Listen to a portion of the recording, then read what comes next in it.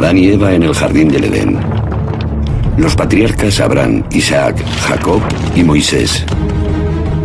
Estos son algunos de los personajes más conocidos del Viejo Testamento. Pero ¿son sus historias reales o meros mitos? Cuanto más te remontas en los textos bíblicos, más difícil resulta encontrar pruebas históricas. La mayoría del Génesis es una colección de mitos, historias inventadas. Encontrar rastros históricos de eso es muy difícil. En este programa nos adentramos en la ciencia mientras los arqueólogos escudriñan la Biblia para separar ficción y realidad y averiguar si es cierto que Moisés fue de verdad el autor de la Biblia hebrea. Inmediatamente vi unas letras muy claras y diferenciadas. Este es el antepasado de la caligrafía hebrea. ¿Existen pruebas que sustenten el éxodo del pueblo elegido desde Egipto o fue un pequeño grupo de cananitas que simplemente decidió liberarse? Para saberlo, destaparemos artefactos antiguos que ayudan a fechar los acontecimientos bíblicos y veremos lo que los arqueólogos dicen que pudieron ser los muros que Josué derribó. Este incendio, por así decirlo, fue la madre de todos los incendios. Únase a los expertos en su búsqueda de las encrucijadas entre la ciencia y las escrituras para descubrir la Biblia en profundidad. Los secretos enterrados de la Biblia. Episodio 1.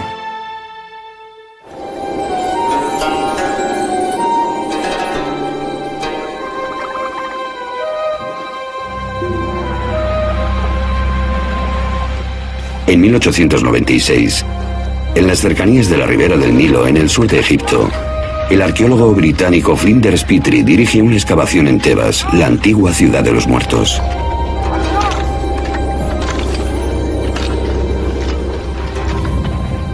Aquí realiza uno de los descubrimientos más importantes de la arqueología bíblica.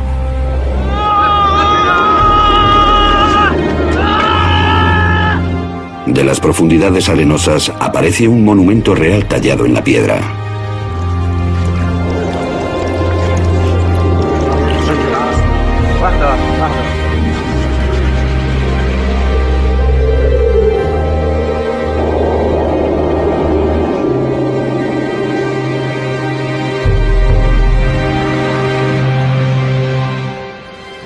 Es la llamada estela de Menepta, hecha en honor del faraón Menepta, hijo de Ramsés el Grande.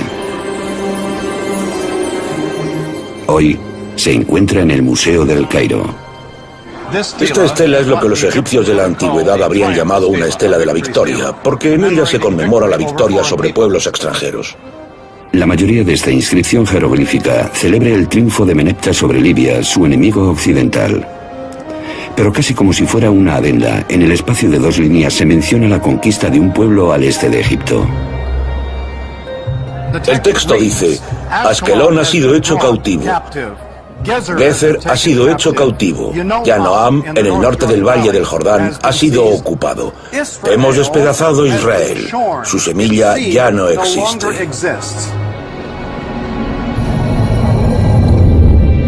La historia demostró que la seguridad del faraón fue un error. Más que señalar su aniquilación, la estela de Menepta anuncia la entrada en la escena mundial de un pueblo llamado Israel. Esta prueba no tiene precio, porque demuestra la presencia de un grupo étnico llamado Israel en la meseta central del sur de Canaán. La fiable cronología egipcia proporciona la fecha de 1208 a.C.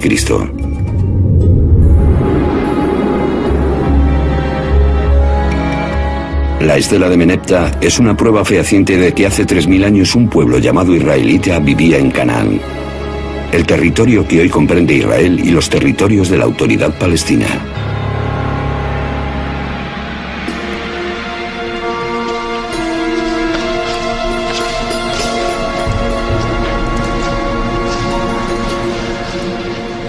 Los antiguos israelitas son célebres por las historias conocidas que relatan su historia. Abraham e Isaac, Moisés y los 10 mandamientos, David y Goliat.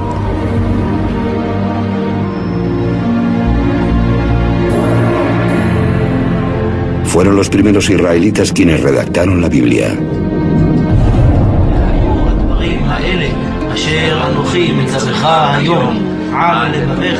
A través de los textos de la Biblia hebrea, las creencias de los antiguos israelitas sobrevivieron hasta convertirse en el judaísmo, una de las religiones más antiguas practicadas en la tierra. Y fueron los judíos quienes dieron al mundo un legado impresionante: la creencia en un solo Dios.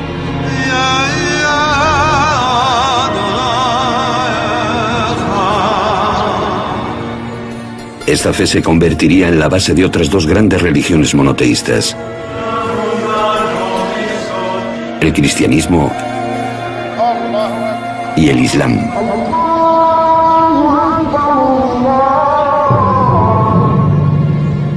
La Biblia hebrea, a menudo conocida como Antiguo Testamento, para diferenciarla del Nuevo Testamento, describe los acontecimientos del primer cristianismo y la creencia en un solo Dios, que son parte esencial de la cultura del mundo. Pero en la antigüedad, todos los pueblos, de los egipcios a los griegos, pasando por los babilonios, adoraban a muchos dioses, normalmente a través de ídolos.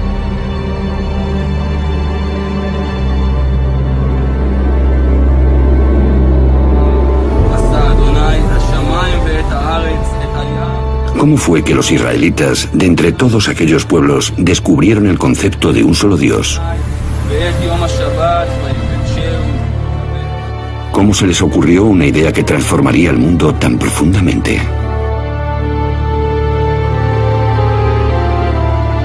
Ahora, los arqueólogos y los expertos bíblicos están alcanzando una nueva síntesis que promete revelar no solo nuevos descubrimientos históricos, sino también el significado profundo de lo que los autores de la Biblia querían comunicar. Comienzan cavando en la tierra y en la Biblia. No nos podemos permitir ignorar los textos bíblicos, sobre todo si podemos aislar un resquicio de verdad entre todos los cuentos y además tenemos las pruebas arqueológicas para ello. ¿Qué ocurre cuando ambos, texto y artefacto, apuntan en la misma dirección? Entonces estamos pisando terreno históricamente firme.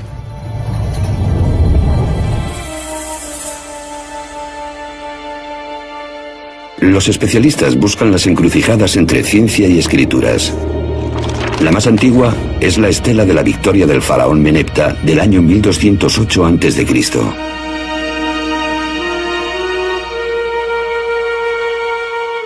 Tanto la estela como la Biblia ubican a un pueblo llamado los israelitas en las elevaciones de Canaán, una superficie que engloba a los actuales Israel y territorios de la Autoridad Palestina. Es aquí, entre dos de los mayores imperios de la historia, donde comenzó la historia de Israel. La Biblia hebrea está llena de historias sobre los orígenes de Israel. La primera es la de Abraham, que emigra con su familia desde Mesopotamia para dirigirse a la tierra prometida, Canaán. El Señor le dijo a Abraham: sal de tu tierra y de tu parentela y de la casa de tu padre, y ve a la tierra que te mostraré. Yo haré de ti una gran nación, y bendeciré y engrandeceré tu nombre. Serás bendecido. Génesis 12, 1 y 2. Según la Biblia, esta promesa funda la alianza, un contrato sagrado entre Dios y Abraham. Para señalar la alianza, Abraham y los varones de su familia son circuncidados. Sus descendientes serán el pueblo elegido de Dios. Serán fértiles, se multiplicarán y habitarán toda la tierra que hay entre Egipto y Mesopotamia. A cambio, Abraham y su pueblo, que se convertirán en israelitas, deberán adorar a un solo Dios.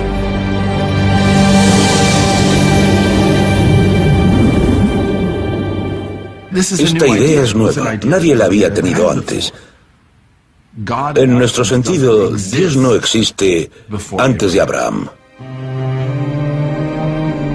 Hoy en día, es difícil apreciar la radicalidad que esta idea debería de haber supuesto en un mundo dominado por el politeísmo, la creencia en muchos dioses e ídolos. El relato de Abraham es parte del primer libro de la Biblia, el Génesis, como lo son el Arca de Noé y Adán y Eva. Aunque este libro comunique un mensaje potente, hasta la fecha no existen pruebas ni textos extrabíblicos que corroboren sus historias. Cuanto más te remontas en los textos bíblicos, más difícil resulta encontrar pruebas históricas. Los patriarcas datan del Génesis. La mayor parte del Génesis es una colección de mitos, historias inventadas, cosas así. Encontrar rastros históricos de esto es muy difícil. Esta ausencia de pruebas históricas ha llevado a los especialistas a enfocar de forma diferente la lectura de los relatos bíblicos. Los expertos miran más allá de nuestra noción moderna de realidad y ficción y se preguntan en primer lugar por qué se escribió la Biblia. Yahvé dijo a Moisés: consigna por escrito estas palabras, pues ellas contienen la alianza contigo y con Israel. Éxodo 34, 27. La creencia tradicional es que Moisés escribió los 5 primeros libros de la Biblia: el Génesis, la historia de la creación; el Éxodo, la liberación de la esclavitud y la llegada a la tierra prometida; el Levítico, el libro de los números; y el Deuteronomio, leyes morales y de observancia religiosa. Todavía se leen en nuestro tiempo, pues juntos forman la Torá, a menudo denominada como los 5 libros de Moisés. La idea de que Moisés había redactado personalmente los primeros 5 libros de la Biblia no encontró objeciones hasta el siglo XVII. Hubo algunas preguntas, por ejemplo, sobre la muerte y entierro de Moisés, descritos al final del Deuteronomio, el último libro de la Torá. Algunos rabinos dijeron que Moisés no podría haber escrito aquellas palabras porque estaba muerto y lo estaban enterrando. Si profundizamos en el texto, surgen todavía más discrepancias. Por ejemplo, ¿cuántas especies de animales introdujo Noé en el arca? Un texto dice que una pareja de cada animal. Otro sostiene que 7 parejas de los animales puros y solo 2 de los impuros. En un capítulo, la Biblia dice que el diluvio duró 40 días y 40 noches, pero en el siguiente se habla de 150 días. Para comprobar que las aguas han bajado, Noé suelta una paloma, pero en la frase anterior envía un cuervo. Hay 2 versiones distintas de la historia del diluvio mezcladas en la misma página.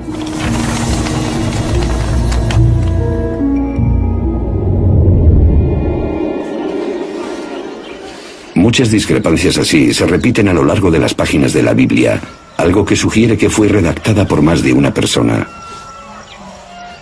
De hecho, en los 5 primeros libros de la Biblia, los especialistas han encontrado al menos 4 grupos diferentes de escribas a lo largo de cientos de años.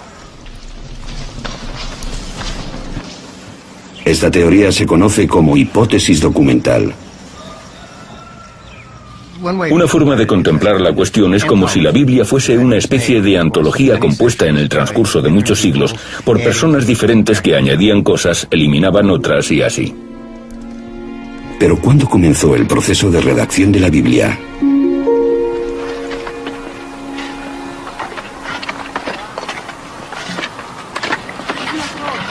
Tel Zayit es un pequeño yacimiento en la linde suroccidental del antiguo Israel que data de los tiempos bíblicos. Desde 1999, Ron Tapi ha estado trabajando aquí.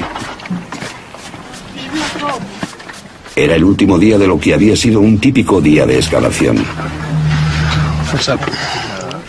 Mientras estaba haciendo unas fotografías panorámicas desde la grúa, un voluntario informó a su supervisor de que pensaba que había visto unas marcas interesantes, unos arañazos que probablemente fuesen letras talladas en la piedra. ¿Dónde, aquí? Las letras serían un hallazgo raro.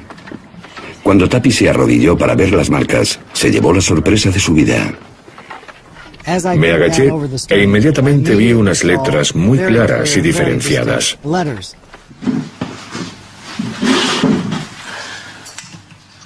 Tapi desenterró la roca y la llevó a su laboratorio en un kibutz cercano.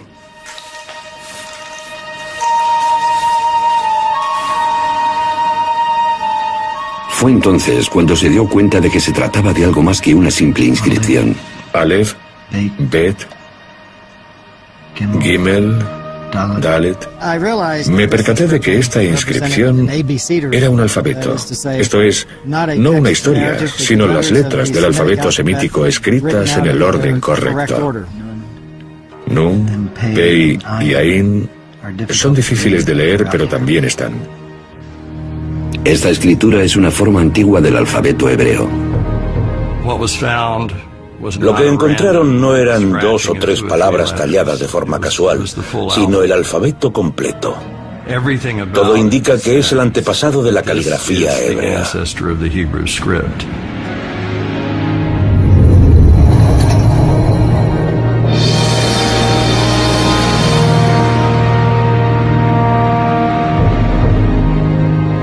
El abecedario de Tel Zayit es el alfabeto hebreo más antiguo descubierto.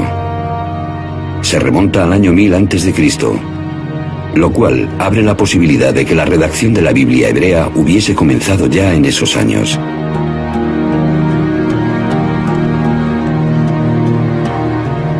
Para descubrir el texto más antiguo de la Biblia, los especialistas examinan la ortografía, gramática y vocabulario hebreos. La Biblia hebrea es un conjunto de textos escritos a lo largo de más de 1000 años. Como le hubiese pasado a cualquier otra lengua, el hebreo cambió de forma natural en el transcurso de esos años. Los expertos estudian la Biblia en hebreo original en busca del idioma más arcaico y por tanto los pasajes más antiguos. Lo encuentran en el Éxodo, el segundo libro de la Biblia.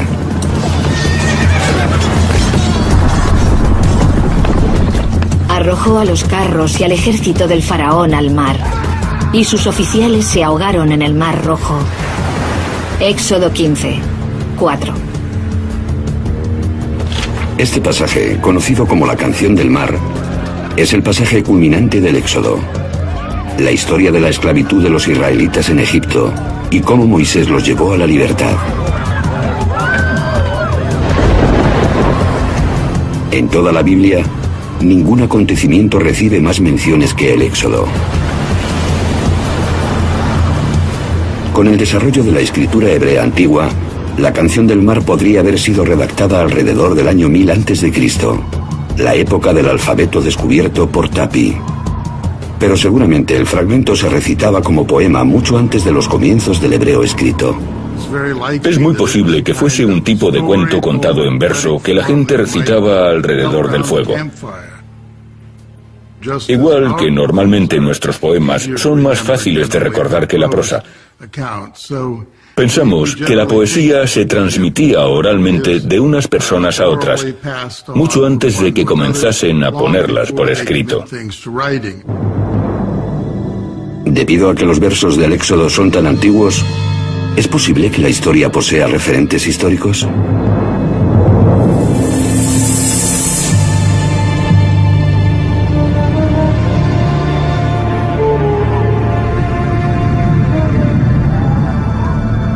Aquí, en la parte oriental del delta del Nilo, en Egipto, en un paisaje surrealista de monumentos caídos y piedras arrumbadas, los arqueólogos han descubierto una ciudad perdida.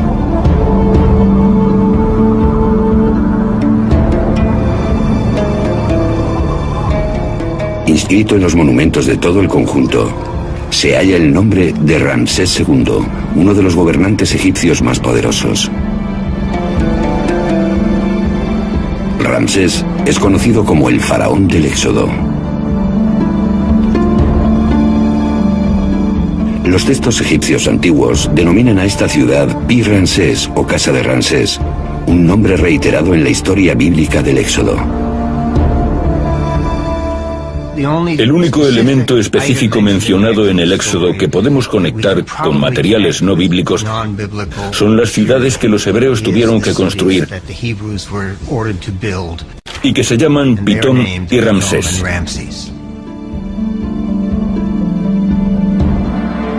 Los especialistas están de acuerdo en que la ciudad bíblica de Ramsés es la antigua ciudad egipcia Pi-Ramsés. Sus ruinas actuales están en Tanis. La mayoría de los egiptólogos han identificado Pi-Ramsés, la ciudad erigida por Ramsés, con Tanis, debido a la abundancia de monumentos dedicados a Ramsés. Esta concordancia entre la arqueología y la Biblia proporciona el marco temporal del Éxodo, que no podría haber sucedido antes de que Ramsés se convirtiese en rey alrededor del año 1275 a.C., y tampoco podría haber tenido lugar después de 1208 a.C., cuando la estela del faraón Menepta, el hijo de Ramsés, ubica a los israelitas en Canaán.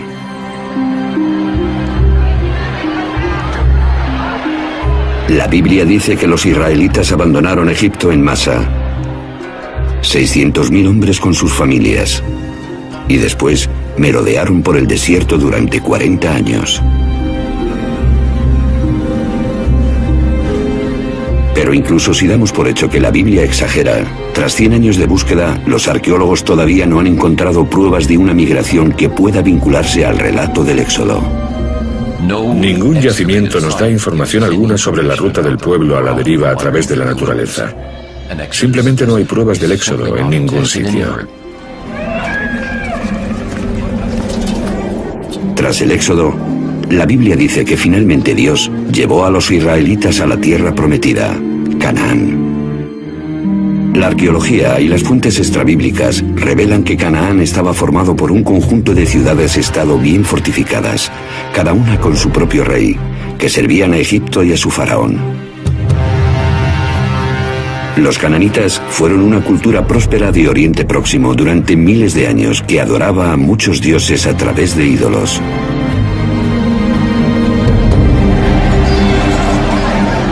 La Biblia cuenta cómo un nuevo líder, Josué, introduce a los israelitas en Canaán en una brutal campaña militar. Entonces el pueblo lanzó un fuerte grito y sonaron las trompetas. Al oír su sonido, el pueblo prorrumpió en un griterío ensordecedor y el muro se desplomó. Josué 6, 20. En la década de 1930, el arqueólogo británico John Garstin excavó en Jericó, la primera ciudad cananita en la campaña de Josué. Garstin descubrió pruebas claras de destrucción y declaró que había encontrado las murallas derribadas por Josué.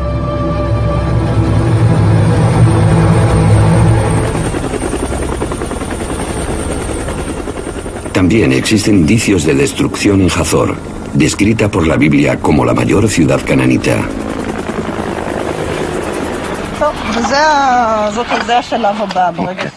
Hoy, en Hazor, hay excavaciones dirigidas por Amnon Ben-Tor, uno de los principales arqueólogos israelíes, y su discípula y codirectora Sharon Zuckerman. Estoy caminando en un pasillo situado entre dos salas del palacio cananita de los reyes de Hazor. Se pueden ver signos de destrucción por casi todas partes. Aquí se pueden ver piedras quemadas. Y lo que es más importante, las vemos partidas en 1 millón de fragmentos. Se necesita un calor tremendo para causar tanto daño. Este incendio fue, por decirlo así, la madre de todos los incendios. Entre las cenizas, Ben-Tor descubrió una estatua profanada. Seguramente el rey o el dios protector de Hazor. Las manos y la cabeza están cortadas, aparentemente por los conquistadores de la ciudad. El incendio marcó el final de la Hazor cananita. La primera pregunta es, ¿quién lo hizo? ¿Quién estaba por ahí en esos momentos? ¿Quién es el candidato? En primer lugar, los egipcios. Pero en ninguna de sus inscripciones de la época aparece Hazor. No mencionan haber hecho nada allí. ¿Podría haberlo hecho otra ciudad-estado cananita? Pero ¿quién tenía la fuerza suficiente para ello? ¿Quién nos queda? Los israelitas, los únicos que según sostiene su tradición lo hicieron. Así que digamos que los israelitas deben ser considerados responsables de la destrucción de Hazor a menos que se demuestre su inocencia.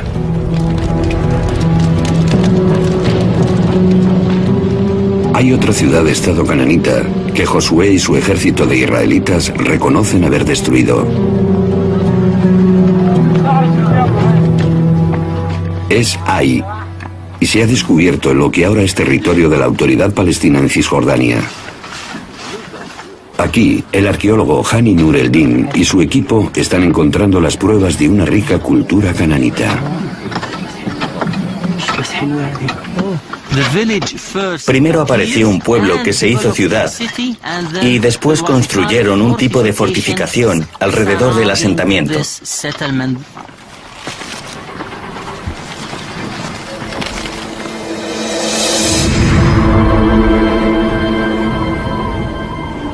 Estos montones de piedras fueron una vez un palacio y templos magníficos que después se destruyeron.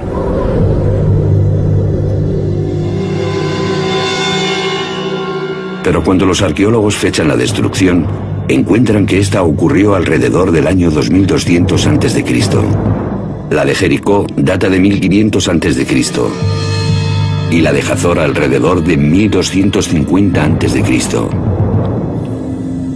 Está claro que estas ciudades-estado no fueron destruidas en la misma época. Hay una diferencia de casi 1000 años. De hecho, de los 31 lugares que según la Biblia Josué conquistó, solo unos cuantos muestran signos de guerra. En la mayoría de estos lugares no hay pruebas de conflicto armado.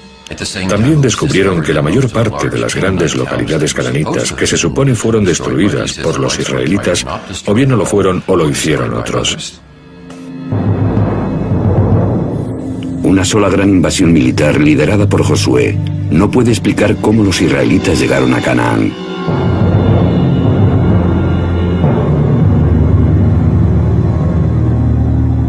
Pero la destrucción de Hazor sí coincide con el momento en que la estela de Menepta ubica a los israelitas en Canaán.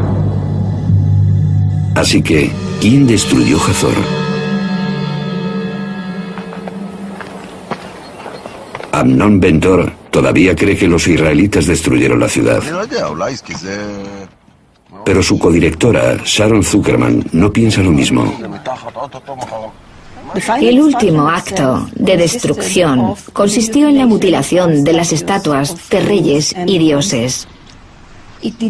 Pero no hay signos de guerra ni de lucha. No vemos armas en la calle como en otras ciudades destruidas por extranjeros. Las excavaciones revelan que en Hazor había una capa social inferior de siervos, esclavos y plebe, y una superior formada por el rey y las élites ricas. En los grandes palacios de la élite de Hazor, Zuckerman encuentra zonas de abandono y desatención. Para los arqueólogos, estos signos indican una cultura en decadencia, una rebelión interna.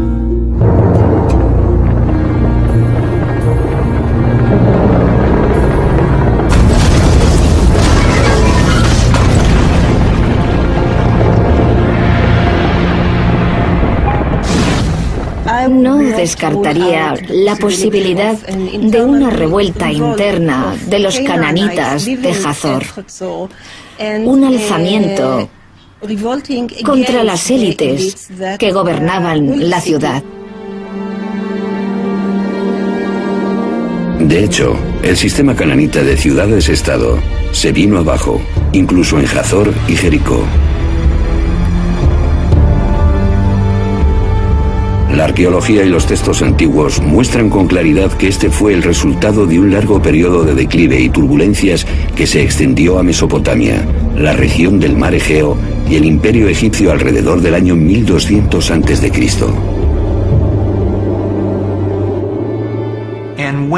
Y cuando las cosas se calmaron, pudimos ver lo que reemplazó este gran sistema de estados.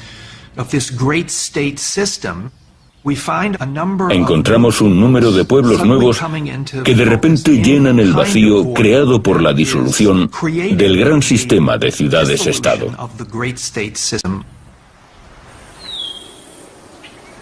¿Pueden los arqueólogos encontrar a los israelitas entre estos nuevos pueblos?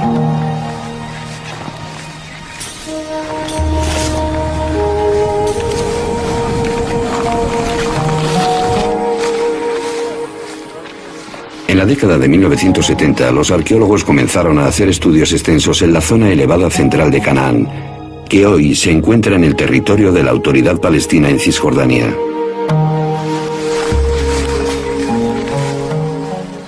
En aquellos tiempos yo enseñaba y solía llevar a los estudiantes a las colinas 2 veces a la semana.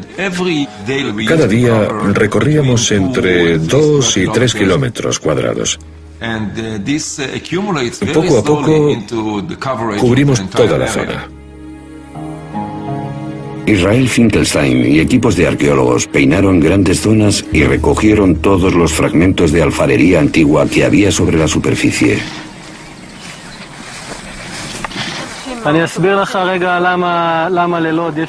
Durante 7 años recorrió 600 kilómetros cuadrados clasificando las piezas de barro y marcando sobre un mapa los lugares donde las encontraron. Al principio, los puntos del mapa no me decían nada, pero después, poco a poco, comencé a vislumbrar un tipo de fenómeno, regularidades.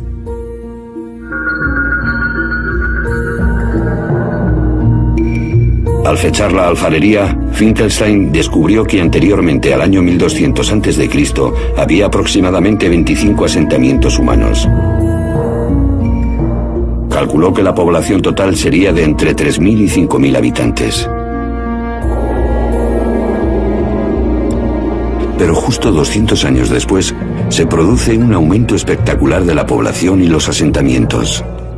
Cuando se produce esta revolución demográfica y la población crece sin parar, encontramos unos 250 asentamientos. La población se multiplicó por 10 hasta 45.000 personas más o menos. Este fenómeno no puede explicarse como fruto del crecimiento vegetativo normal. Un ritmo así es imposible en la antigüedad.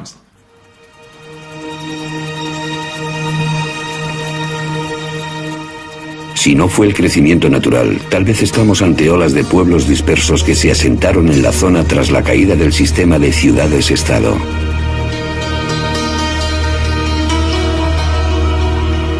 Entonces, descubrimos indicios de una nueva cultura. Un tipo distinto de vivienda nunca visto antes, en el lugar exacto donde tanto la estela de Menepta como la Biblia ubican a los israelitas.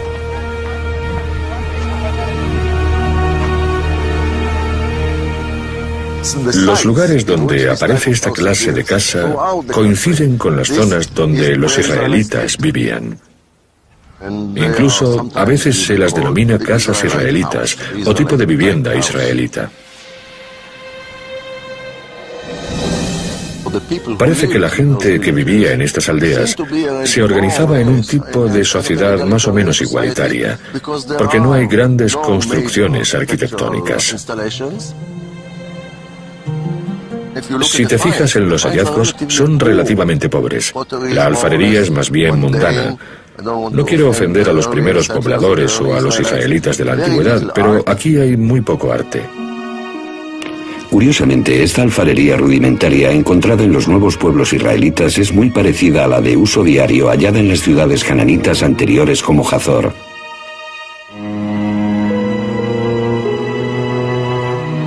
De hecho, la casa israelita es la única diferencia.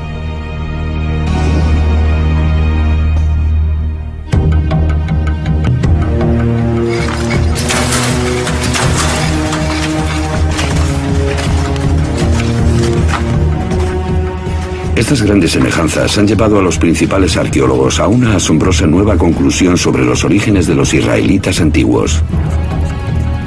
La idea es que la mayoría de los primeros israelitas fueron originalmente cananitas desplazados. Los israelitas estuvieron siempre en Israel. Eran nativos, pero pertenecían a diferentes grupos. Eran los desposeídos. Lo que estamos viendo es un movimiento de gentes, pero no una invasión de hordas armadas extranjeras. Más bien se trató de una revolución social y económica. Los textos antiguos describen cómo los gobernantes egipcios y sus vasallos, los reyes cananitas, sobrecargan a las clases bajas de Canaán con impuestos e incluso esclavitud. Una nueva y radical teoría basada en la arqueología apunta a lo que ocurrió después. A medida que este sistema social opresivo decae, las familias y las tribus de siervos, esclavos y miembros de la plebe cananita aprovechan la oportunidad. Buscando una vida mejor, abandonan las viejas ciudades-estado y se dirigen a las colinas.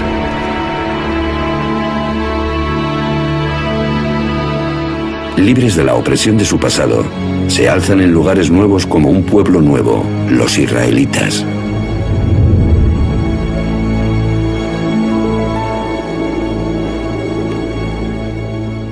En los textos figura una historia de los israelitas como un pueblo llegado de fuera que cercó las ciudades cananitas, las destruyó y después se convirtió en una nación en la tierra de Canaán. Sin embargo, la arqueología nos cuenta una historia contraria. Según la arqueología, el nacimiento de Israel es una consecuencia y no la causa del hundimiento de la sociedad cananita. La arqueología revela que los israelitas fueron originariamente cananitas.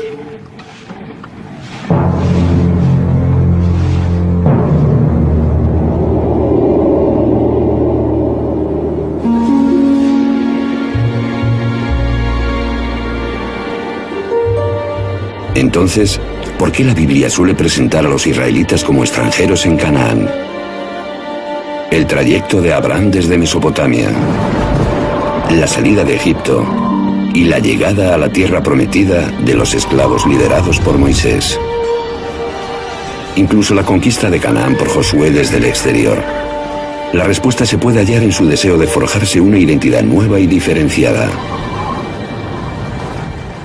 Como nos cuentan los psicólogos, la identidad se crea hablando de lo que uno no es, refiriéndose a los demás. A fin de averiguar quién soy, primero tengo que saber quién no soy.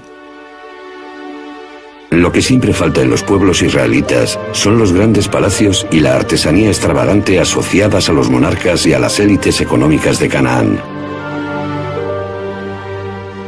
A los israelitas no les gustaba el sistema cananita y se definían por oposición a él.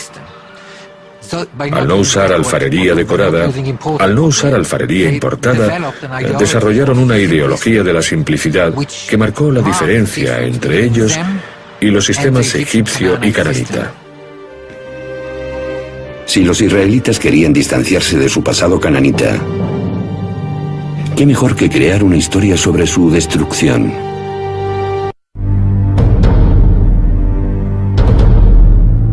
Pero las historias de Abraham, el Éxodo y la conquista tienen otro propósito.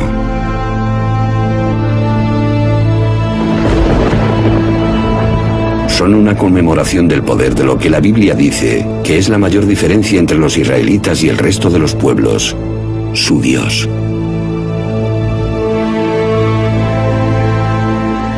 En el judaísmo posterior, el nombre de Dios se considera tan sagrado que ni siquiera se puede pronunciar. No sabemos exactamente lo que significa y tampoco cómo se pronunciaba. Pero parece ser el nombre personal del Dios de Israel. De modo que de alguna manera su título es Dios y su nombre era estas 4 palabras. En inglés y español son YHWH.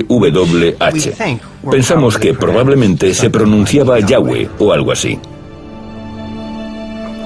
Pero Yahweh solo aparece en la Biblia hebrea. Su nombre no se encuentra en los textos o historias cananitas. Así que, ¿dónde encontraron los israelitas a su Dios?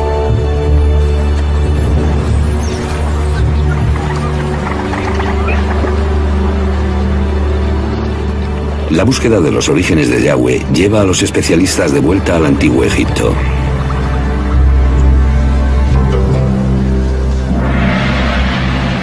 Aquí, en la ciudad real de Karnak, durante más de 1000 años los faraones festejaban su poder con estatuas, obeliscos y murales tallados sobre las paredes de los templos.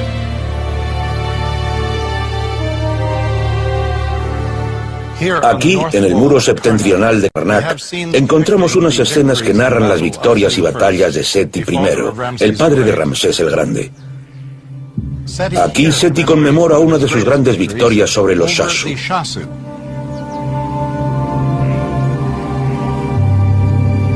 Los Shasu eran un pueblo que vivía en los desiertos del sur de Canaán, ahora en Jordania y en el norte de Arabia Saudí, en torno a la misma época en que aparecen los israelitas.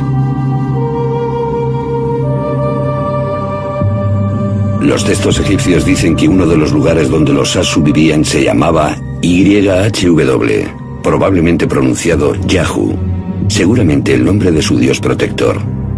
Ese nombre, Yahu, es extrañamente parecido a Yahweh, el nombre del dios israelita.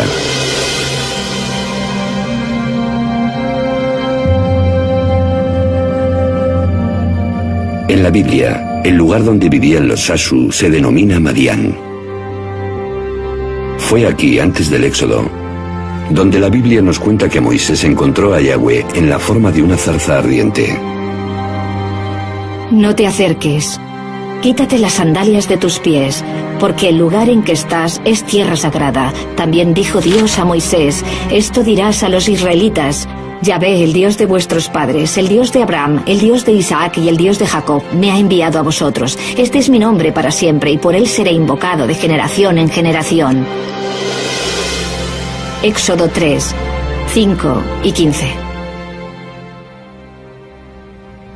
Así que, de acuerdo con las fuentes egipcias, algo parecido al nombre Yahweh aparece en los alrededores de Madián. Y aquí tenemos a Moisés en Madián. Y esta deidad se le aparece y revela que su nombre es Yahweh. Estas asombrosas conexiones están llevando a los expertos a reexaminar la historia del Éxodo.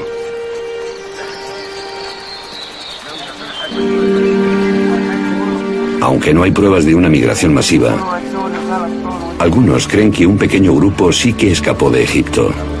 Sin embargo, no eran israelitas, sino más bien esclavos cananitas. En su viaje de vuelta a Canaán, pasaron por Madián, donde las historias de Yahu, el dios de los Shasu, les inspiraron. Probablemente hubo un grupo que huyó de Egipto y tuvo algún tipo de experiencia divina. Seguramente fue un grupo muy pequeño demográficamente, pero fue importante, al menos desde el punto de vista de las ideas.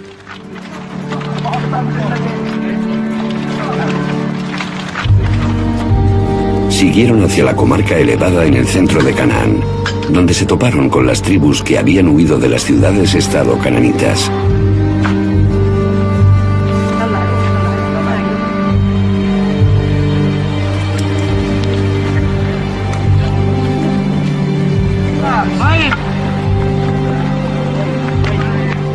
Su mensaje de redención resuena bien en esta sociedad igualitaria que comenzó a surgir.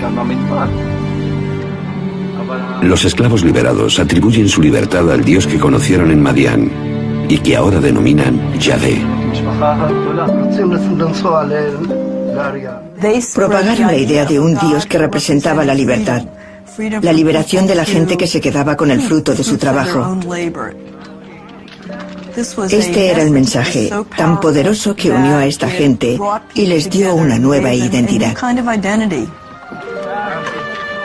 La identidad de los israelitas. Una combinación de cananitas desposeídos, esclavos huidos de Egipto e incluso nómadas que se hacen sedentarios. La Biblia los denomina una variada multitud. De acuerdo con la Biblia hebrea, el primer Israel fue un batiburrillo, como sabemos hoy.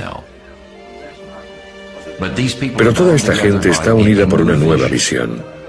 Creo que el espíritu revolucionario está allí desde el principio.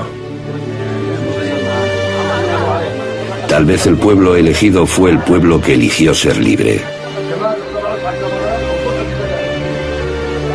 Su historia de huida, al principio transmitida oralmente y por la poesía, les ayudó a forjarse una identidad entre las distintas tribus.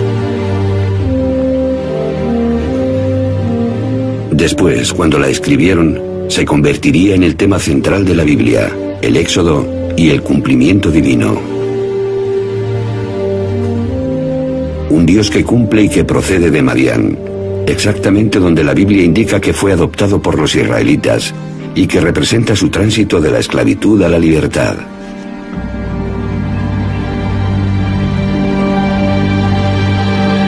Entonces, ¿se halla aquí el inicio del monoteísmo? La idea común sobre lo que diferenciaba a los antiguos israelitas de sus vecinos es que estos adoraban a muchos dioses y diosas diferentes, mientras que los israelitas adoraban a un solo Dios verdadero. Pero no fue así.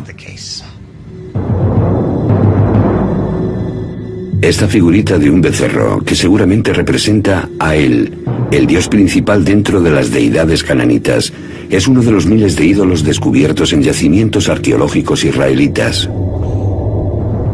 A menudo los israelitas adoraban a otros dioses. Tal vez se suponía que no debían hacerlo, pero lo hicieron. Así que al menos en la práctica muchos, si no todos los israelitas, eran politeístas.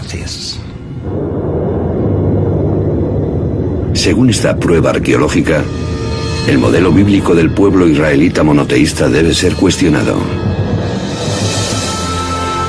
Sin embargo, las palabras, los pensamientos y las ideas tienen el poder de crear cosas.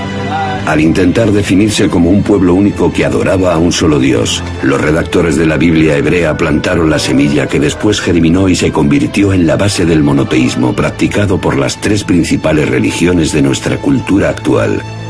Fueran escritas por Moisés o por escribas, las historias del Antiguo Testamento están grabadas en los corazones de millones de personas que han encontrado en las palabras de la Biblia su fe y su consuelo.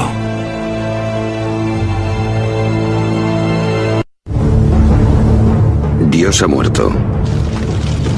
O al menos, eso debió de parecerle a los antepasados de los judíos en el año 586 a.C. Jerusalén y el templo de su Dios están ardiendo. La nación de Israel, fundada por el rey David, ha sido barrida. Podría haberles parecido el fin, pero en realidad fue el principio. Porque de la terrible destrucción surgió un libro sagrado, la Biblia, y una idea que cambiaría el mundo, la creencia en un solo Dios. Ahora, una nueva y provocadora historia emerge de los descubrimientos provenientes de lo más profundo de la tierra y de la Biblia. Queríamos examinar la posibilidad de que los restos del rey David estuviesen aquí. Una historia de detectives arqueológicos que unirá las pistas que rodean el misterio del autor de la Biblia, cuándo se redactó y por qué. Queda claro que fue un pequeño pergamino. Ahora, la ciencia y las escrituras convergen en la creación de una nueva y gran historia de un pueblo de la antigüedad, Dios y la Biblia. La Biblia en profundidad, los secretos enterrados de la Biblia, episodio 2. El debate entre la comunidad científica y los estudiosos de la religión prosigue. Muchos creen la hipótesis documental, que el Antiguo Testamento tuvo muchos autores, lo cual descarta a Moisés como la única fuente. Y puesto que no existen pruebas históricas de su vida, algunos incluso se preguntan si Moisés existió. Sin embargo, hay algunos personajes bíblicos que podrían haber dejado una huella rastreable. Alrededor del año 1000 a.C. apareció uno de estos personajes inmortales capaz de unir a las 12 tribus de Israel contra un nuevo y poderoso enemigo. David metió la mano en su bolsa. Sacó de ella una piedra y la arrojó con la honda, hiriendo al filisteo en la frente. La piedra se le clavó en la frente y cayó de bruces contra el suelo. Primer libro de Samuel 17:49. De todos los nombres del Antiguo Testamento, ninguno aparece con más frecuencia que David. Las escrituras dicen que David creó un reino que se extendió desde Egipto a Mesopotamia. Convirtió Jerusalén en su capital real y forjó una nueva alianza con Dios, conocido como Yahvé, que prometió a David que él y sus descendientes gobernarían la tierra para siempre. Salomón, el hijo de David, construyó un templo donde Yahvé, ahora el Dios de la nación de Israel, moraría por toda la eternidad. Es el reino de David y Salomón, una nación unida bajo el mismo Dios, según reza la Biblia.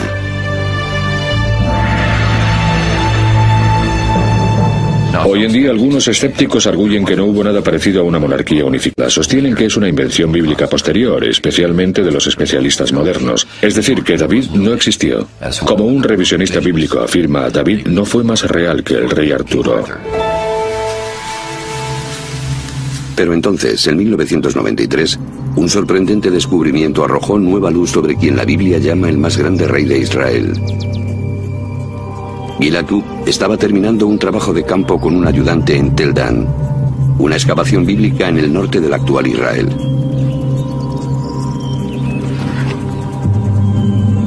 A cargo de la excavación estaba el célebre arqueólogo israelí Abraham Biran. El día terminaba y Cook estaba tomando sus últimas medidas cuando oyó un grito desde abajo. Era Biran con su potente voz gritando: Gila, vámonos. Y yo le hice un gesto con la mano y seguí trabajando. Tras una segunda llamada de Biran, Cook le dijo a su ayudante que la bajase y comenzó a descender la colina. Llego allí, tiro el bolso y la pizarra y preparo mis cosas. Pero algo le llamó la atención. Una piedra con lo que parecía arañazos. Aunque en realidad se trataba de una inscripción antigua. Esta vez fue ella quien llamó a Biran a gritos. La miró, después me miró a mí y dijo: Dios mío. Cook había encontrado un fragmento de una estela de la Victoria escrita en arameo, una lengua antigua muy similar al hebreo. Hecha por orden del rey de Damasco o de uno de sus generales, la piedra conmemora la conquista de Israel. Maté a poderosos monarcas al mando de miles de carros y jinetes. Maté al rey de la casa de David.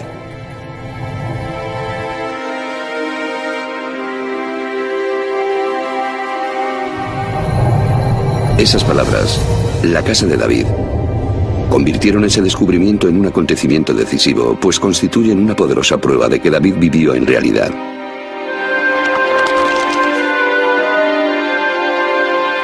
Al contrario que el Génesis, las historias de los reyes de Israel se alejan de la narrativa bíblica legendaria y se adentran en la historia.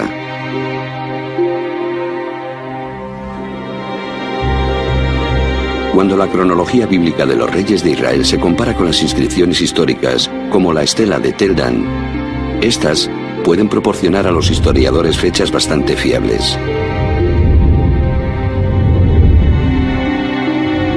El rey David es la primera figura bíblica cuya existencia ha sido confirmada por la arqueología.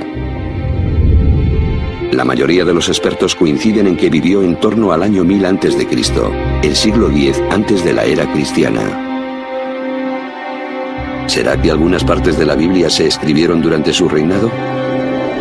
El primer alfabeto hebreo descubierto por Ron Tapi, tallado en una piedra en Tel Zayit, nos ofrece una pista atrayente. La piedra se talló con este alfabeto y después se usó para levantar un muro. La estructura fue destruida por un incendio a finales del siglo X a.C. El hallazgo es incluso más importante porque Tel Zayit es un remanso situado en las lindes del reino de David. Si había un escriba que pudiese escribir este alfabeto en un lugar tan lejano, en los parajes de la linde occidental más remota del reino, si había un escriba que fuese capaz de hacer algo así, eso significa que en la capital del reino hubo otros y mucho más refinados. ¿Pudieron estos escribas vivir en la corte del rey David y de su hijo Salomón? ¿Pudieron ser los primeros redactores de la Biblia?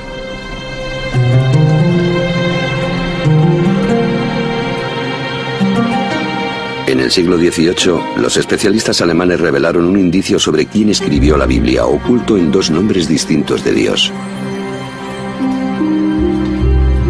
De acuerdo con una de las explicaciones, Abraham conocía a Dios por su nombre más íntimo y personal, que normalmente se pronuncia Yahweh, Yahvé.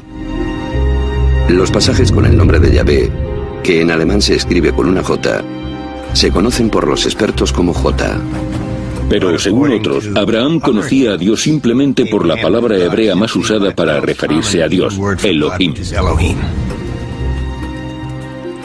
Así, los 2 redactores se denominaron E por Elohim y J por Yahvé, probablemente basándose en poemas y canciones transmitidos de generación en generación.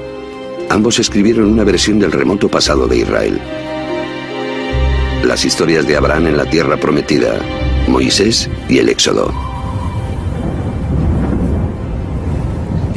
De estas 2 fuentes, la más antigua es la que conocemos como J, que muchos expertos fechan en los años de David y Salomón. Debido a que el contexto de la versión de los Hechos según J es la zona alrededor de Jerusalén, es probable que el escritor viviese allí, tal vez en las cortes reales de David y Salomón.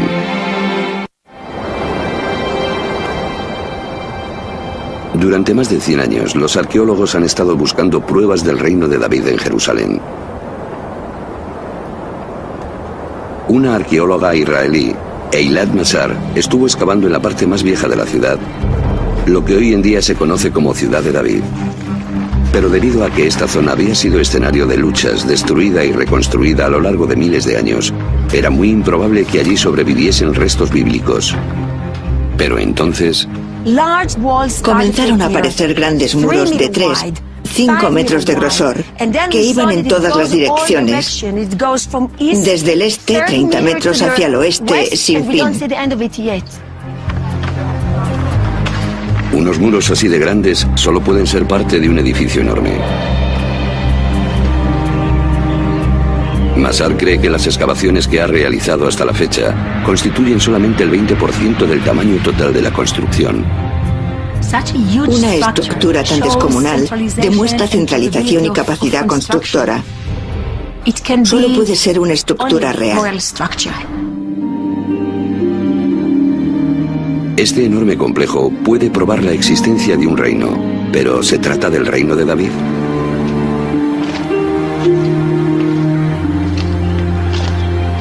Para que estos muros fuesen los del Palacio de David, deberían remontarse a sus años de vida, alrededor del año 1000 a.C.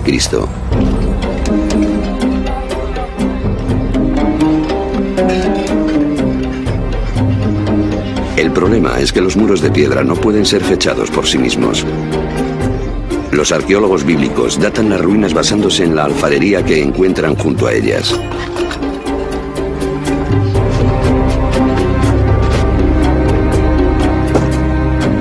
La datación según la alfarería descansa en 2 ideas. La primera es que los estilos evolucionaron de forma uniforme a lo largo del tiempo. La segunda, que cuanto más profundas estén las muestras, más antiguas son.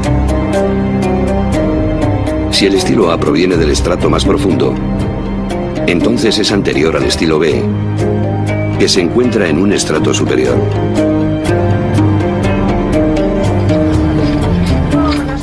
Al analizar la alfarería en excavaciones bien estratificadas, los arqueólogos pueden crear lo que llaman una cronología relativa.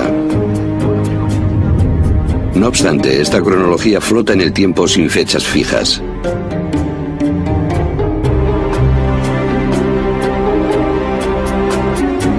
Para fijarla, William Foxwell Albright, considerado el padre de la arqueología, usa acontecimientos tanto de la Biblia como de los textos egipcios y mesopotámicos para asignar fechas a los distintos estilos de alfarería.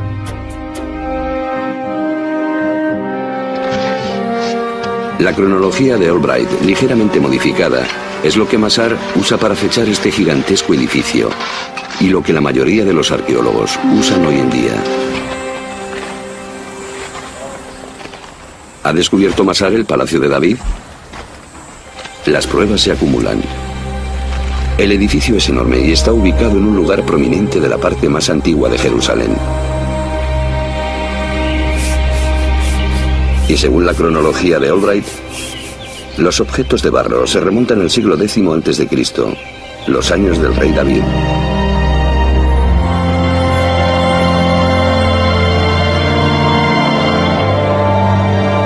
Masar cree que ha encontrado el palacio de David.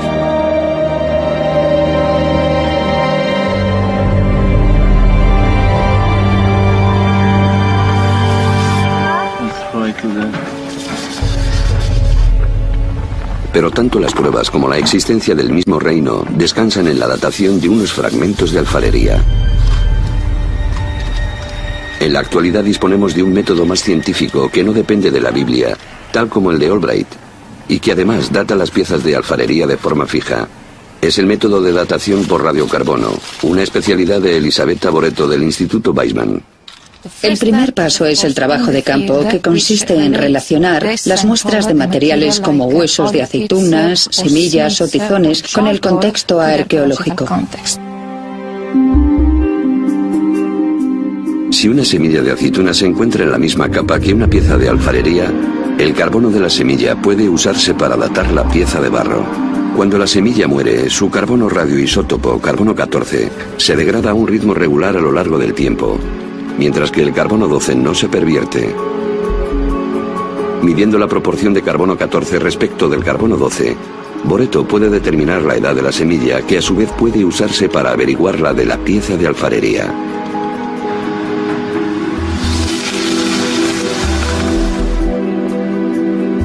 Sus muestras de carbono permiten fechar la pieza Albright, que la mayoría de los arqueólogos asocian a los tiempos de David y Salomón, unos 75 años más tarde.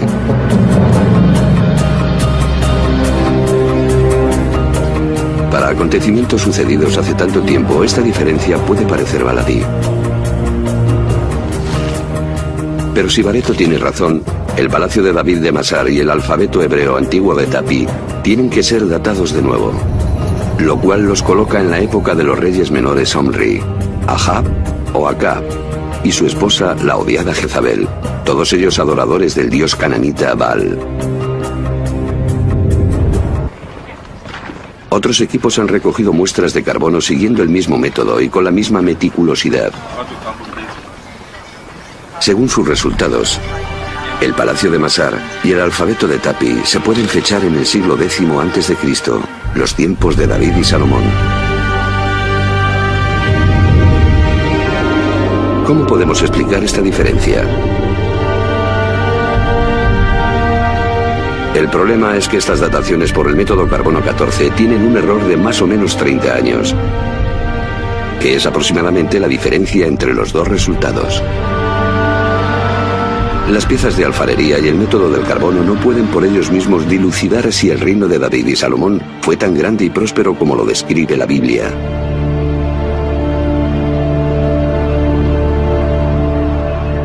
Por suerte, la Biblia ofrece pistas de otros lugares en los que se puede excavar para encontrar pruebas de la existencia del reino. La Biblia asegura que David conquistó el reino y que su hijo Salomón fue el gran constructor. Esa fue la razón de la leva que el rey Salomón impuso para construir la casa del Señor, su propia casa. El terraplén, el muro de Jerusalén, Hazor, Megiddo y Gezer. Primer libro de los Reyes 9:15.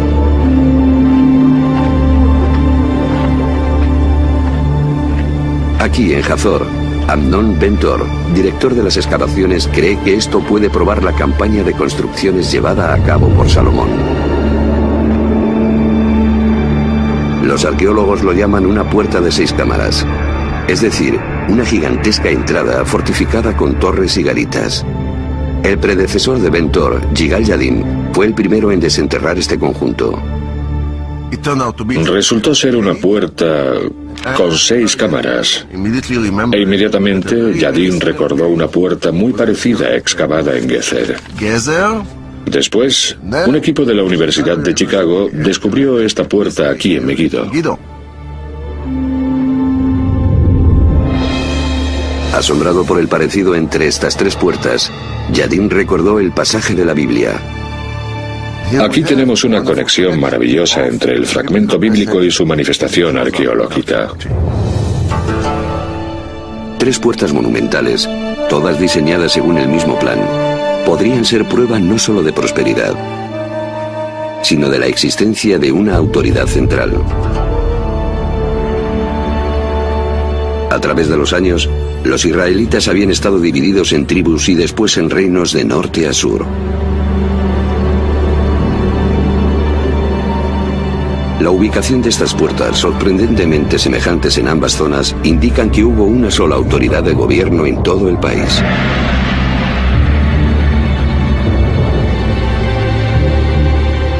Pero, ¿cómo podemos estar seguros de que este fue el reino de David y Salomón? La respuesta se encuentra en Egipto. La escena de decapitación que vemos en este muro conmemora una campaña militar comandada por el faraón Sisac, o Sesong, el fundador de la 22ª dinastía de Egipto. En el 5º año del reinado de Roboam, Sisac, rey de Egipto, se alzó contra Jerusalén y se apoderó de los tesoros de la casa de Yahvé y de la casa del rey. Se apoderó de todo, incluso de los escudos de oro que había hecho Salomón. Primer libro de los Reyes, 14, 25 y 26.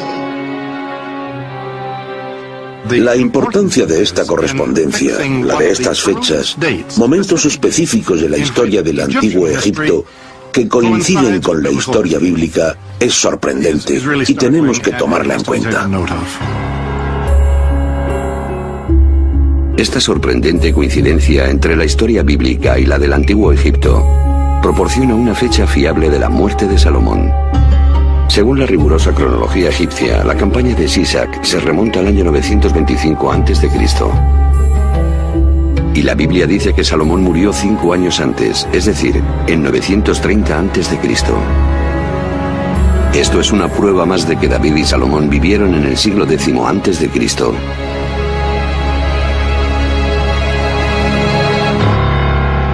Aunque ocultas en estos muros se encuentran más pruebas.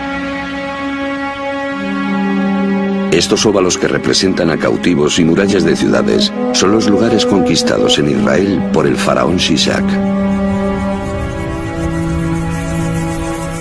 Uno de ellos es Gezer, donde los arqueólogos encontraron el sello de las construcciones salomónicas, una puerta de 6 cámaras.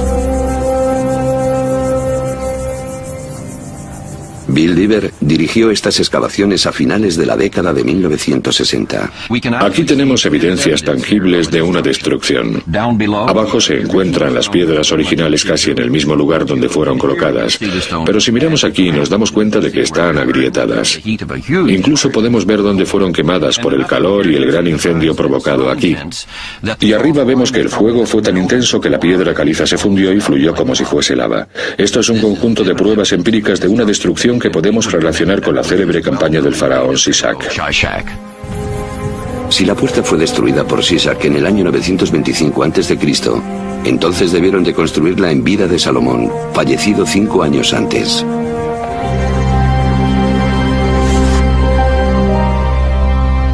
Aunque una minoría de arqueólogos sigue estando en desacuerdo, esta coherencia entre la Biblia, la cronología egipcia y las puertas de Salomón constituyen una prueba poderosa de que en tiempos de David y Salomón hubo un gran reino que se extendió por todo Israel, norte y sur, y cuya capital fue Jerusalén.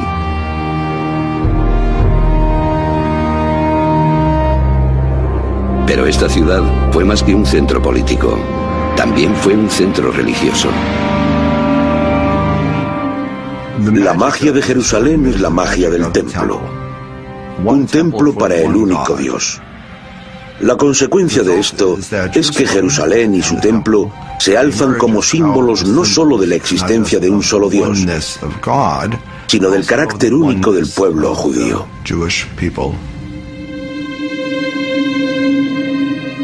La religiosidad de los antiguos israelitas se asemeja poco al judaísmo actual. En aquellos tiempos todo giraba en torno al templo, construido por Salomón, hijo de David, y considerado la joya terrenal de Yahvé. Para entender cómo adoraban a su Dios los israelitas de la antigüedad, los expertos deben averiguar cómo era el templo y cómo funcionaba. Pero aunque los arqueólogos saben dónde deben estar los restos, es imposible excavar allí. porque es la sede del tercer lugar más santo del Islam, la cúpula de la roca y la mezquita de Al-Aqsa. Ni una sola piedra del templo de Salomón ha sido desenterrada, aunque la Biblia ofrece una descripción muy detallada del edificio. La casa que el rey Salomón construyó para el Señor tenía 30 metros de largo, 20 de ancho y 15 de alto. En el santuario interior hizo 2 querubines. Cada uno medía 5 metros de altura y ambos estaban revestidos de oro. Primer libro de los Reyes 6, 2, 23 y 28.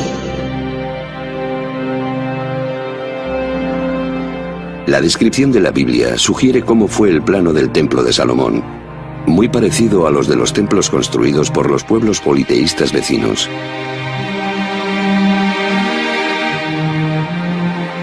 El más similar es uno situado a cientos de kilómetros al norte de Jerusalén, Ain Dara, en la actualidad Siria.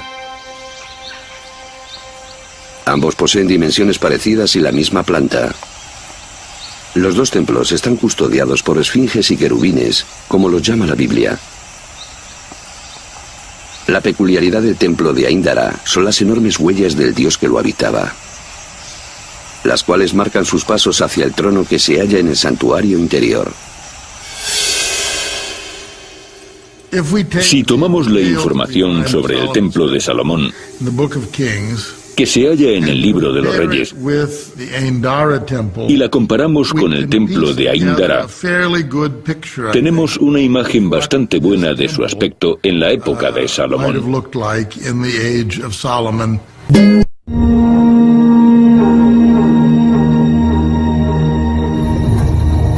Ahora es posible reconstruir con algo de seguridad el templo de Salomón y cómo los israelitas adoraban a su Dios.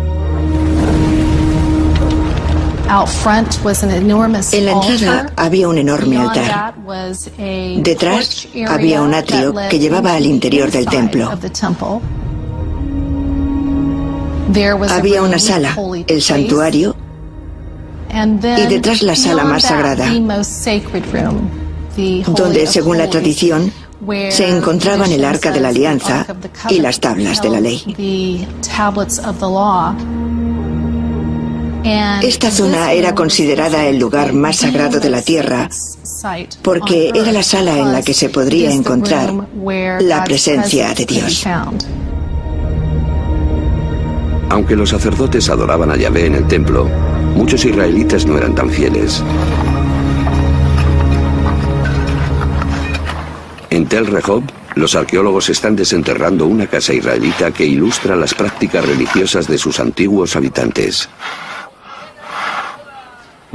Hemos encontrado esta figura de barro tan bonita y excepcional que muestra una diosa, la diosa de la fertilidad, que era adorada aquí en Israel. En este caso, está sosteniendo a un bebé. ¿Quién es esta diosa de la fertilidad? ¿Y qué hace un ídolo pagano en un hogar israelita? Pruebas fehacientes de su identidad surgieron en 1968. Bill Diver llevaba a cabo una excavación para salvar unas tumbas en el sur de Israel, cuando un habitante de la zona le entregó una inscripción robada. Cuando regresé a casa y la desenvolvé, pensé que me iba a dar un ataque al corazón. Resultó ser la inscripción de una tumba en caracteres nítidos del siglo VIII. Contiene el nombre del fallecido y dice: bendito sea por Yahvé, en buen hebreo bíblico. Pero dice por Yahvé y su Aserá. Y Aserá es la antigua diosa madre cananita. Miles de figuritas y varias inscripciones que vinculan a Yahvé con Aserá se han encontrado por todo Israel.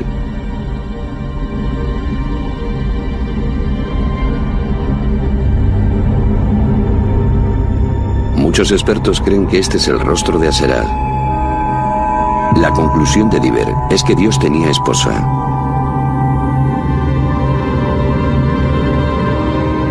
Cientos de años después de que los israelitas se sacudieran sus raíces paganas cananitas, el monoteísmo todavía no se había consolidado completamente. Cuanto más los llamaba, más se alejaban de mí, y ofrecían sacrificio a los Baales y quemaban incienso a los ídolos. Libro de Oseas 11:2. Los israelitas habían suscrito un contrato con Dios. Si lo mantenían, serían recompensados. Si lo rompían, Él los castigaría usando como instrumento a las potencias extranjeras. Los acontecimientos parecieron dar la razón a las ominosas predicciones de los profetas. Poco después de la muerte de Salomón, las 10 tribus del norte se rebelaron y formaron el reino septentrional de Israel.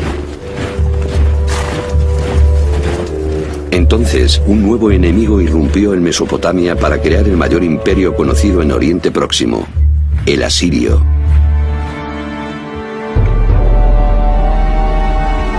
Numerosos textos y relieves asirios dan testimonio de su dominación sobre Israel y Judá.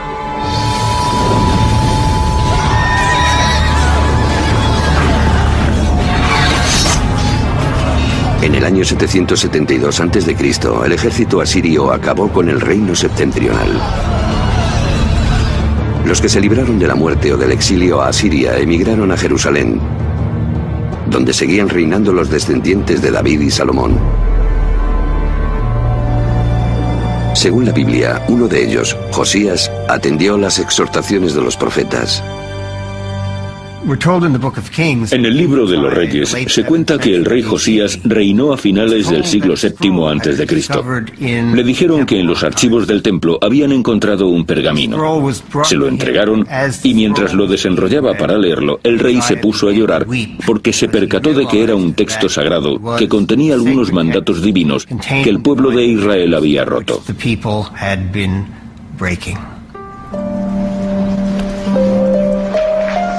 Los especialistas creen que el pergamino perdido es una parte del 5.º libro de la Torá. El Deuteronomio, un extenso y detallado código de leyes y prácticas.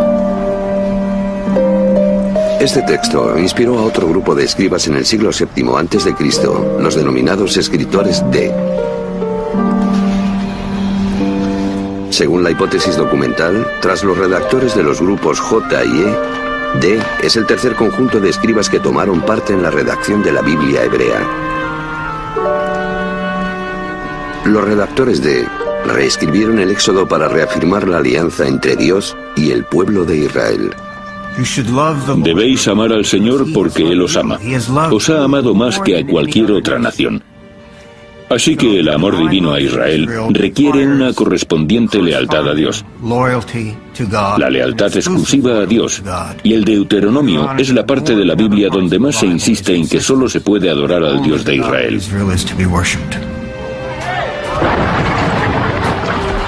Para imponer la alianza, Josías ordenó que todos los ídolos y altares de otras deidades fuesen destruidos. El libro del Deuteronomio contiene la prohibición más clara de la adoración a otros dioses, los 10 mandamientos. Yo soy Yahvé, tu Dios. No tendrás dioses extraños delante de mí. No crearás ídolos ni te inclinarás ante ellos o los adorarás. Deuteronomio 5, 6 al 9. Al asociar la creencia en un solo Dios con la conducta moral, los 10 mandamientos establecen un código de moralidad y justicia para todos, el ideal de la civilización occidental.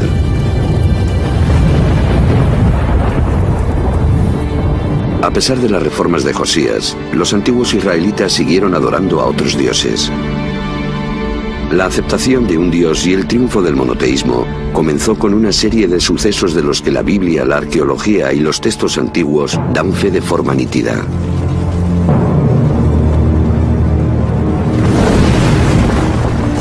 El primero es la destrucción de la morada terrenal de Yahvé, el Templo de Jerusalén.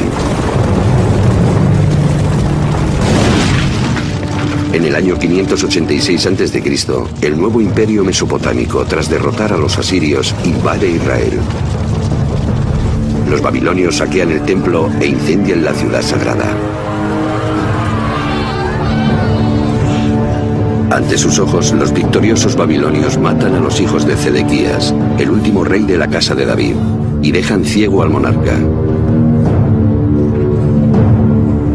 La alianza, la promesa hecha por Yahvé a su pueblo elegido y a David de que su dinastía gobernaría Jerusalén por toda la eternidad, se ha roto. Tras 400 años, Israel es barrido.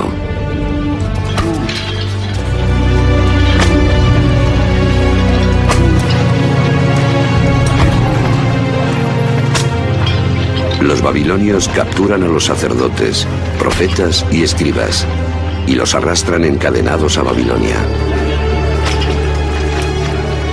Los documentos babilonios confirman la presencia de israelitas exiliados, incluido su rey.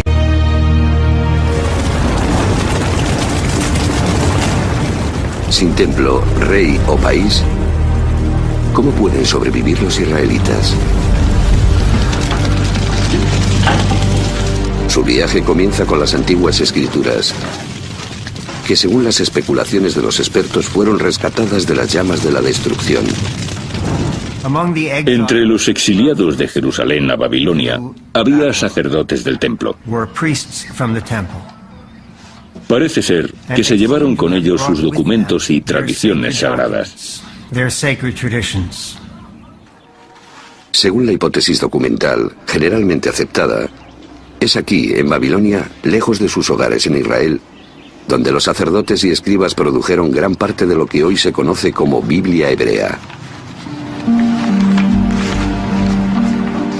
Los especialistas se refieren a estos redactores como P, o fuente sacerdotal.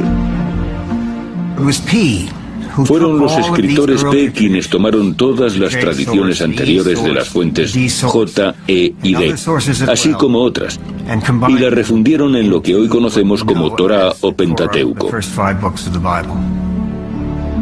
Pero más que producir una recopilación, el grupo P edita y escribe una versión del pasado lejano de Israel, incluida la historia de Abraham y de su alianza con Dios a través del ritual de la circuncisión, que separa a los israelitas de los demás como pueblo y mantiene su alianza con Dios. Pero la historia de Abraham, con su impresionante relato de la disposición paterna al sacrificio de su propio hijo, también trata del poder de la fe. No es una coincidencia que los escribas exiliados del grupo P señalen el origen de Abraham en la ciudad de Ur, río abajo de Babilonia. Tal vez la misma fe que llevó a Abraham a la tierra prometida permita que los exiliados regresen.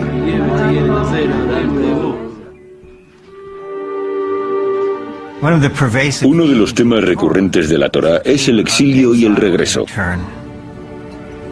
Abraham baja y sale de Egipto. Los israelitas también. Para los exiliados en Babilonia del siglo VI a.C., ese tema debería de haber tenido una gran resonancia. Dios, que en el pasado había actuado en su favor, seguramente lo haría de nuevo. Pero los israelitas tienen otro problema. ¿Cómo pueden redimirse a los ojos de Yahvé en el extranjero, sin templo ni sacrificios rituales?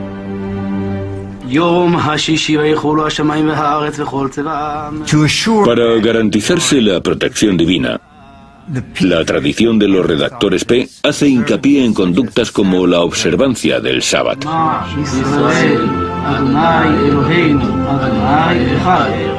Es durante este periodo de exilio cuando los israelitas se dieron cuenta de que incluso lejos de su país, sin templo, sin sacerdotes y sin reyes, todavía podían adorar a Dios, ser fieles a Él y seguir sus mandamientos.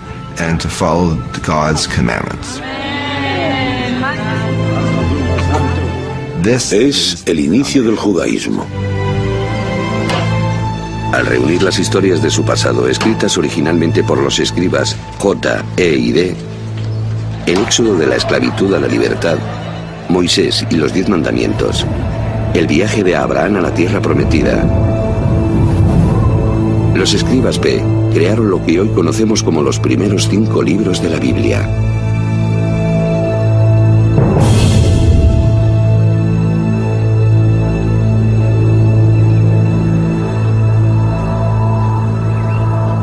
Aunque esta teoría es generalmente aceptada, las pruebas empíricas de textos bíblicos del exilio o de tiempos anteriores son difíciles de encontrar. Los textos bíblicos de esta época más célebres son los manuscritos del Mar Muerto, descubiertos por accidente en 1947. Estos pergaminos contienen fragmentos de los 39 libros de la Biblia hebrea.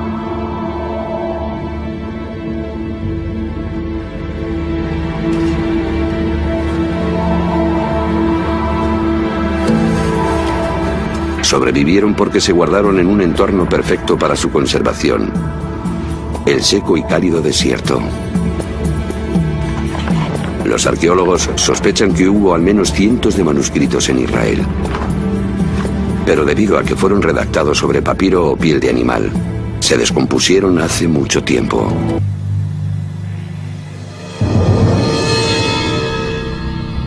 Aún así, el manuscrito más antiguo del Mar Muerto data de 300 años después del exilio a Babilonia. A falta de un texto anterior, algunos expertos dicen que toda la Biblia es un conjunto de mentiras piadosas e incluso dudan de la existencia de Israel y de los israelitas. Para muchos revisionistas, unos escépticos extremistas, nunca hubo un antiguo Israel. Israel es por tanto una construcción intelectual, o en otras palabras, que esa gente no repensó su pasado, sino que se lo inventó. No tenía pasado, por tanto la Biblia es un mito fundacional contado a un pueblo sin legitimidad. La legitimidad del pasado israelita depende del hallazgo de pruebas de los orígenes antiguos de la Biblia.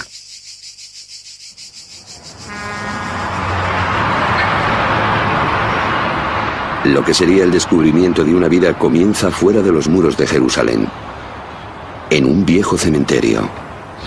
Vinimos aquí y desenterramos 7 grutas funerarias que se remontan al siglo VII a.C., alrededor de la época del rey Josías.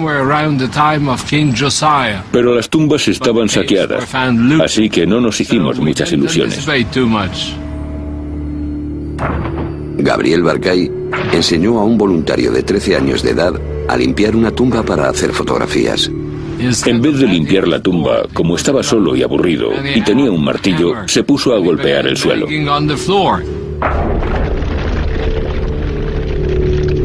Pero el terreno resultó ser un techo caído bajo el cual se encontraban algunos artefactos que los saqueadores no habían localizado.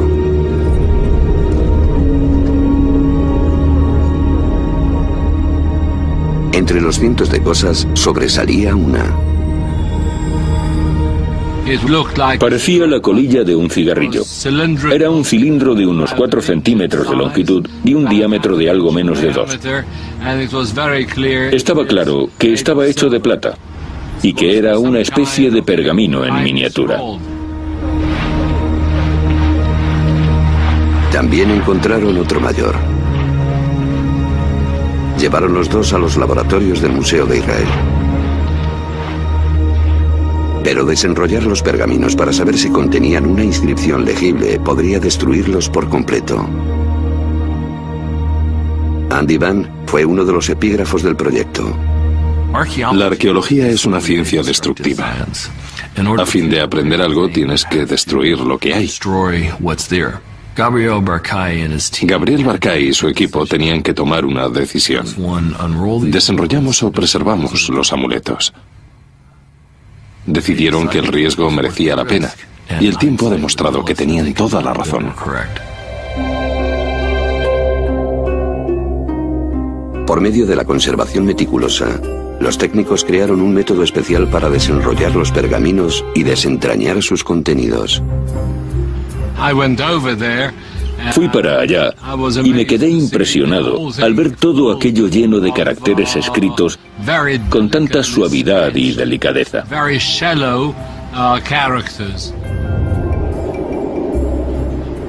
La primera palabra que descifré allí mismo fue YHVW, 4 letras que contienen el nombre impronunciable de Dios.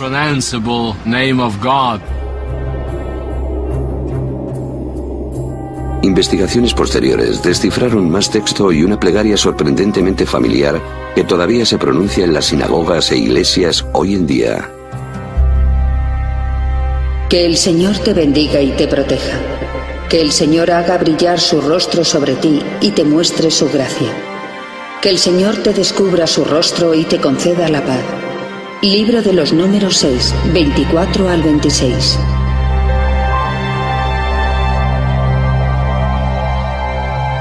No hay duda de que estos dos amuletos contienen las bendiciones sacerdotales que se encuentran en el capítulo 6 del libro de los Números. Por lo tanto, estas inscripciones son muy importantes, porque son las referencias más antiguas que tenemos de los relatos bíblicos. El contexto arqueológico quedó muy claro, porque todo esto se encontró junto a piezas de alfarería que se remontan al siglo VII a.C. También la paleografía, es decir, el tipo de caligrafía, indica sin duda algún momento del siglo VII a.C.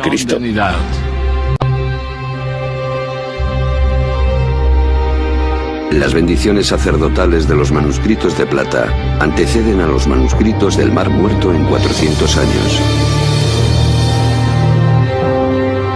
Es un hallazgo impresionante, puesto que al menos algunos versos de la Biblia se redactaron en la antigüedad durante los reinados de los descendientes de David. Al proporcionarnos un texto anterior al exilio en Babilonia, los manuscritos de plata confirman que la Biblia hebrea se creó a partir de poesía, plegarias y tradiciones orales que se remontan a los tiempos del redactor D. de Josías, y probablemente incluso más allá de los escribas E. y J.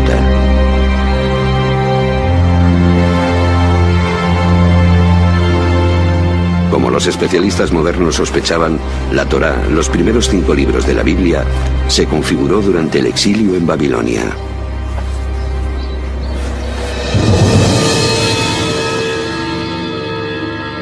Pero acomplejados por los grandes templos y esculturas gigantes de los dioses babilónicos, los israelitas debían enfrentarse a una cuestión fundamental. ¿Por qué su Dios, Yahvé, los abandonó? De aquí surge la idea de que el politeísmo fue nuestra perdición y que después de todo solo hay un Dios. Los israelitas abandonaron la locura del politeísmo. Así triunfó el monoteísmo, tal y como prueban las evidencias arqueológicas.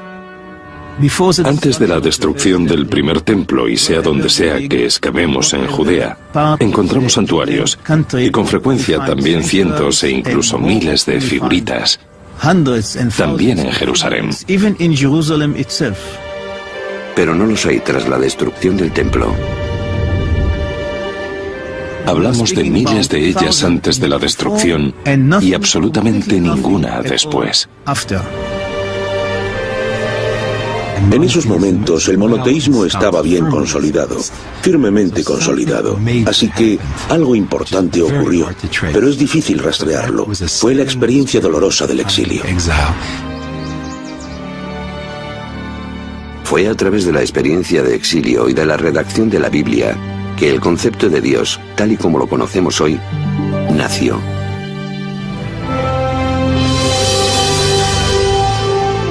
Los manuscritos que narran la relación de los israelitas con su Dios son la Biblia hebrea, el Antiguo Testamento, un texto sagrado para 3.000 millones de personas.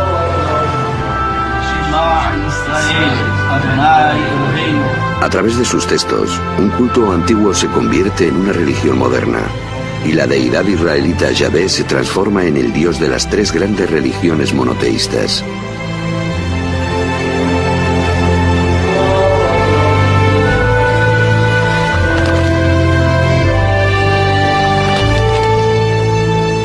Por medio de sus enseñanzas, la Biblia estableció un código de moral y justicia cuyas aspiraciones resuenan a través de los siglos.